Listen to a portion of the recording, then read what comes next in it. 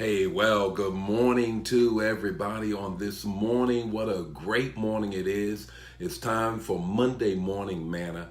And I got a word for you on this morning. I want to share this word with you. I want to give you the ground rules, of course, of how we do this here. I always share the text, the talk, and the takeaway. And I always ask if you will do a few things for me. If you would, number one, share. Don't just eat the manna to yourself and keep it to yourself. Share the manna. I also want to ask if you would give me the hearts and the likes. It tells me whether or not the revelation is reaching you. And then you need to make comments. Make comments so that other people can get the revelation that you're getting as well. It's always the text, the talk, and the takeaway. Good morning. It's time for Monday Morning Manna. And I got a word for you. I am fixated. I am preoccupied. I'm totally consumed with this word that God has given me for my congregation, New Life in Christ, so that I can speak this word into your lives as well.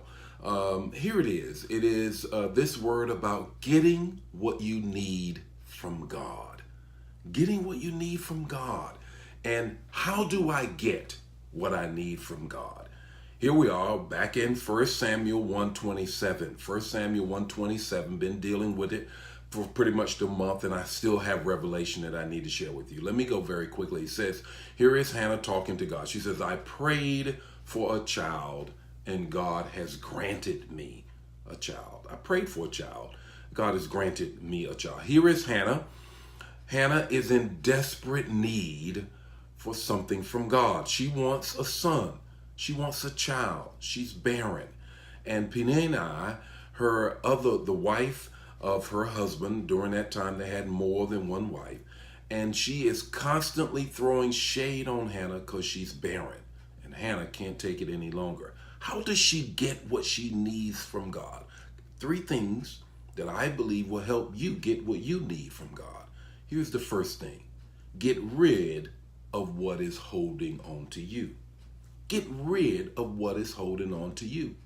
Remember, Peninnah has been throwing shade on Hannah. She is filled with pressure, pain. She is filled with stress. She is filled with bitterness. The text says it in the first chapter, says she is bitter. Even Elkanah, her husband, says, I'm going to give you more than what I give Peninnah. And she responds and says, that doesn't mean anything to me, because she is full of bitterness. And she has to get rid of that. God can't give her what she wants until she gets rid of what is having and holding on to her. You ever thought about that? God, you keep wanting something from God, and you are full of anger, you're full of lack of trust, you're full of bitterness, you're full of the pain of your past, you're full of all of the things that God can't pour anything in. That's the second thing I want to share with you, and that is get empty so you can get full. You cannot fill a vessel that's already full. God says you're full of everything, Hannah. You're full of everything that I need you to be empty of. Because I can't pour anything in you until you become empty, an empty vessel. This is what David said in the 51st Psalm. He says, a contrite heart God will not despise. Sometimes you got to empty yourself so that God can fill you. What's full? What are you full of right now? Sometimes we're even full of ourselves. Okay, so you got, first thing is, you got to get rid of the pain. You got to get rid of the pressure. You got to get rid of the past. You got to get rid of the bitterness. You got to get rid of all of the stress. You got to become empty so God can fill you. Here's the third thing. Give so you can get. Give so you can get. This is the difficult thing that we hold on to. Are we really giving so we can get? What does Hannah give? She promises God. She says, God, I'm going to give you the son that you give me. I'm going to give him back to you.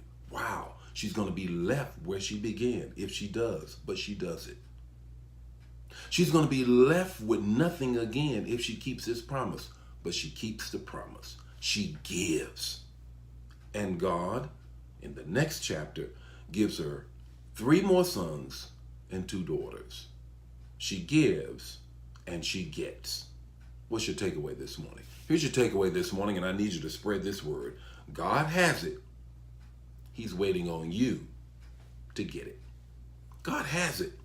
He's just waiting on you so he can give it. The Lord be with you today. May his face shine upon you and give you peace. The Lord be with you as you walk through this week. The Lord be with you and give you all that he wants to give you so that you can begin receiving everything that he has for you. All you got to do is follow the rules. The Lord be with you. His face shine upon you. I see you next Monday with more Monday Morning Manna. Bye now. Share the manna.